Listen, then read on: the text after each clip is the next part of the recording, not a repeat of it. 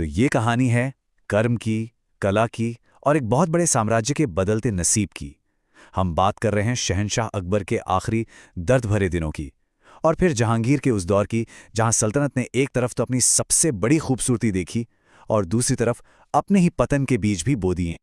सोचिए, मुगलिया सल्तनत का सबसे महान, सबसे अजीम शहंशाह अकबर, वो किसी जंग में तलवार की धार से नहीं हारा, ना ही किसी दुश्मन की साजिश से। वो टूटा तो अपने ही बेटे के दिए एक जख्म से।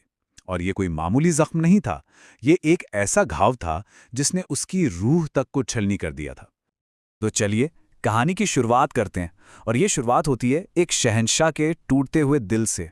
वही अकबर जिसने पूरे हिंदुस्तान को एक सूत्र में पिरोया था, अपने आखिरी दिनों में, अब यकीन मानिए बिल्कुल अकेला और एक तरह से हारा हुआ महसूस कर रहा था। तो हुआ ये कि साल था 1602। शहजादा सलीम, जो बाद में जहांगीर बना, तख्त के लालच में इतना अंधा हो गया था कि उसने वो कर दिया जो शायद अकबर का बड़े से बड़ा दुश्मन भी नहीं सोच सकता था। उसने अकबर के सबसे करीबी दोस्त, उनके 9 रत्नों में से एक, उनके सलाहकार अबुल फजल का कत्ल करवा दिया। ये सिर्फ एक कत्ल नहीं था, नहीं, ये सीधा सीधा अकबर की आत्मा पर एक हमला था। और कहते हैं कि इस एक गम ने उस महान शहंशाह को अंदर से इतना तोड़ दिया कि वो बस एक जिंदा लाश बनकर रह गए थे।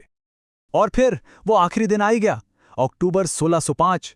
अकबर अपनी मौत के बिस्तर पर थे, बिल्कुल खामोश, आवाज निकल नहीं रही थी।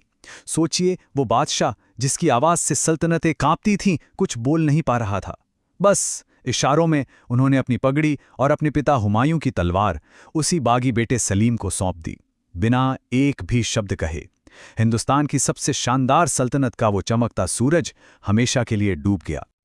लेकिन जैसा कि कहते हैं ना, कर्म का चक्र वो घूमकर वापस जरूर आता है। अब तख्त पर जहांगीर था, लेकिन शायद उसे अंदाजा नहीं था कि इतिहास खुद को दोहराने के लिए बिल्कुल तैयार खड़ा है। तो सलीम अब बन गया नूरुद्दीन मोहम्मद जहांगीर, मतलब दुनिया को जीतने वाला। और तख्त पर बैठते ही उसने इंसाफ का एक बड़ा दिखावा किया। आगरा के किले के बाहर सोने की एक जंजीर लगवाई, जिसे जंजीर अदल कहा गया, मतलब इंसाफ की जंजीर। कहा गया कि कोई भी आम इंसान जिसे इंसाफ चाहिए, वो आकर इस जंजीर को खींच सकता है और बादशाह तक उसकी आवाज पहुंच जाएगी। पर असल में शायद वो अपने ही गुनाहों के शोर को इस इंसाफ की जंजीर की खनक के नीचे दबाना चाहता था। और देखिए किस्मत का खेल, तख्त पर बैठने के फरमान की स्याही सूखी भी नहीं थी कि कुदरत का इंसाफ सामने आ गया। ठीक जिस तरह सलीम ने अपने पिता अकबर को तड़पाया था, बिल्कुल उसी तरह अब जहांगीर के अपने सगे बेटे खुसरो ने उसके खिलाफ बगावत का बिगुल बजा दिया। वो जो कर्म का चक्र था ना, वो घूमकर अपनी मंजिल पर पहुंच गया था। और अब अपने ही बेटे की इस बगावत को कुचलने की जल्दी में जहांगीर ने एक ऐसी गलती कर दी, एक ऐसी ऐतिहासिक भूल जिसकी कीमत मुगल सल्तनत को आने वाली सदियों तक चुकानी पड़ी। हुआ ये कि बागी शहजादा खुसरो भागते भागते सिखों के 5वें गुरु श्री गुरु अर्जन देव जी की शरण में पहुंचा। जहांगीर तक जब ये बात पहुंची तो उसने इसे बगावत में गुरु साहब का साथ देना मान लिया, और अपने गुस्से और सियासत में उसने गुरु अर्जन देव जी की शहादत का हुक्म सुना दिया। और ये शायद मुगल इतिहास की सबसे बड़ी, सबसे भयंकर भूलों में से एक थी। इस एक शहादत ने सिखों के शांतिपूर्ण पंथ को हमेशा हमेशा के लिए बदल दिया। जो कौम संत थी, अब उसे सिपाही बनने की राह पर चलना पड़ा। और इस एक घटना ने मुगल सल्तनत के सामने एक ऐसी ताकत खड़ी कर दी जिसे वो फिर कभी भी पूरी तरह झुका नहीं पाए। तो एक तरफ ये खून खराबा, ये साजिशें, और शायद इन सब से जहांगीर का दिल उकता गया था। उसने धीरे धीरे सल्तनत की इन उलझनों से खुद को दूर करना शुरू कर दिया, और उसने पनाह ली एक बिल्कुल ही अलग दुनिया में। एक ऐसी दुनिया जहां सिर्फ रंग थे, कूची थी और खूबसूरती थी।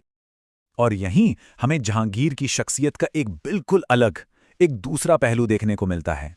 एक तरफ वो एक सख्त, कभी कभी जालिम बादशाह था, लेकिन दूसरी तरफ वो कला का शायद सबसे बड़ा पारखी था। उसकी नज़र कमाल की थी। कहते हैं कि वो एक ही पेंटिंग को देखकर बता सकता था कि इसका चेहरा किस कलाकार ने बनाया है, हाथ किसने बनाए हैं और बैकग्राउंड किसने पेंट किया है। उस्ताद मंसूर जैसे माहिर फनकार उसके दरबार की शान हुआ करते थे, जो परिंदों और फूलों की ऐसी तस्वीरें बनाते थे कि लगता था बस अभी जान आ जाएगी उनमें। और इसीलिए बिना किसी शक के जहांगीर के दौर को चित्रकला का स्वर्ण युग कहा जाता है। तो जब बादशाह सलामत अपने पेंटिंग्स, अपने बाग बगीचों और हाँ, शराब में डूबे हुए थे, तब हिंदुस्तान की सल्तनत की बागडोर असल में किसी और के हाथों में थी, और वो थी उनकी बेगम नूरजहां। 1611 में जहांगीर से शादी के बाद नूरजहां ने अपने पिता, अपने भाई और कुछ वफादारों का एक गुट बनाया, जिसे इतिहास में जुंटा के नाम से जाना गया। और इस गुट ने सल्तनत की लगाम असल में पूरी तरह अपने हाथों में ले ली थी। हालत ये थी कि बादशाह के साथ साथ नूरजहां के नाम के सिक्के भी चलने लगे थे। तो मुगल दरबार अपनी शानो शौकत, अपनी कला और अपनी अंदरूनी सियासत में पूरी तरह से मशगूल था, खोया हुआ था। किसी को जरा भी अंदाजा नहीं था कि हजारों मील दूर समंदर के पार से एक नया तूफान हिंदुस्तान के दरवाजे पर दस्तक दे रहा था। पहले 1608 में एक अंग्रेज आया, कैप्टन विलियम हॉकिंस। फिर 1615 में सर थॉमस रो, जो इंग्लैंड के राजा के पहले ऑफिशियल एम्बेसडर बनकर आए। ये लोग आए और मुगल बादशाह से क्या मांगा? बस तिजारत करने यानी ट्रेड करने की इजाज़त, कुछ फैक्ट्रियां लगाने के लिए थोड़ी सी ज़मीन। अब सोचिए, उस वक्त की दुनिया की सबसे अमीर सल्तनत के लिए ये क्या बड़ी बात थी? कुछ भी नहीं। लेकिन यही वो छोटा सा पल था, वो मामूली सी इजाज़त थी जो हिंदुस्तान के इतिहास को हमेशा के लिए बदलने वाली थी। और यहीं पर आके ये पूरी कहानी हमें एक बहुत बड़े सवाल के साथ छोड़ जाती है कि जिस वक्त जहांगीर की सल्तनत अपनी कला के उस स्वर्ण युग का जश्न मना रही थी, जब वो दुनिया की सबसे खूबसूरत पेंटिंग्स बनवा रही थी, क्या ठीक उसी वक्त वो अनजाने में तिजारत के नाम पर अपनी ही आने वाली गुलामी के दस्तावेज पर दस्तखत भी कर रही थी?